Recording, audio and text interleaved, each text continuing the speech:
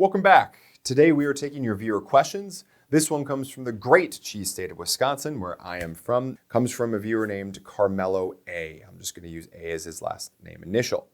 And he basically says, look, I live in Wisconsin. I'm curious if I take a firearm and if I go to the range in the morning, and if I wind up meeting up with friends, family, coworkers, whatever, later on the day for an alcoholic drink, presumably at a bar, restaurant, something like that.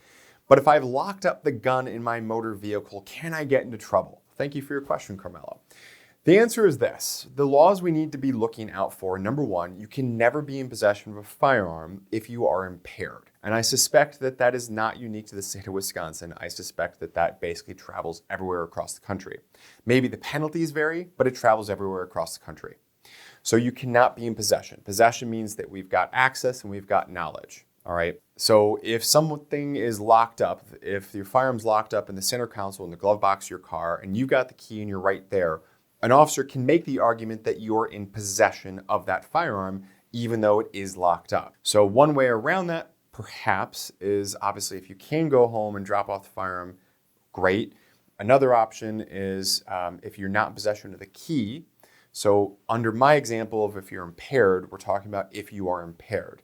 I will note that if you're impaired, you're also prohibited from operating a motor vehicle. So if you're impaired, then hopefully you're not driving the car and you've got someone else to be the designated driver. Maybe that person can hang on to the key for you. If you're not in that situation where there is any impairment, no impairment means you're okay then, all right? Still not a good idea. I'm not suggesting that drinking and firearms go together, but that is what the status of the law is, all right? Now, what you also cannot do, another big law to be worried about, is you cannot take your concealed carry weapon, you cannot take a firearm if you're concealed carrying, into a bar or restaurant and have any drinks. So there's an absolute sobriety limit at that point if you are concealed carrying. Otherwise, you could be running afoul of that law as well. So for that one, there is no impairment requirement or threshold. And for the first law we were talking about, they have to show that you're impaired.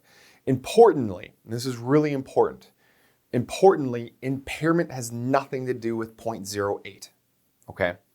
Probably a surprise if you're watching this. Impairment doesn't work that way. Impairment means impaired. So we all know that person in our life who can put down that 12-pack and probably be depressingly sober. Maybe they've got some problems. Technically, under the law, that person would not be impaired if they are not impaired regardless of how much they drink. The opposite is also true. We probably also know that person who can put down that, quarter glass of Chardonnay, maybe that church communion wine, and all of a sudden they're pretty tipsy, all right? That person will be impaired, though they would be under the prohibited alcohol concentration limit of 0.08. Maybe they're 0.02 and they're acting pretty darn loopy and impaired. Whereas the first guy, maybe he's with a 12-pack, maybe he's a 0.18, let's say, and he's acting pretty sober because he's a functional alcoholic, all right?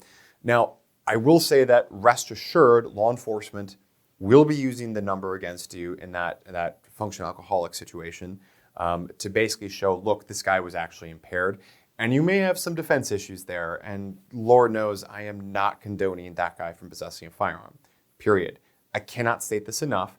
Guns and alcohol do not mix. Do not mix, all right? But that is the way that the law is written on this, all right? So bottom line is, look, if you're just going to have one drink, you're not going to be impaired, then having it locked is not something I'm super concerned about for you, okay? If you want to be super safe, let's say it's locked in the center console in the glove box or something like that, and you've got the key, and you just want to be, super, super cautious about this, then just put the key in the trunk or something like that, okay? Because then at least as you're sitting there when you're operating the way home, and again, do not drink and drive either, right? Don't be impaired while operating a motor vehicle. But if you just had that one drink, you're not impaired, but for whatever reason, you just want to be ultra cautious about this, make sure that key's in the glove box. I would also, of course, be sure to unload the firearm if possible as well.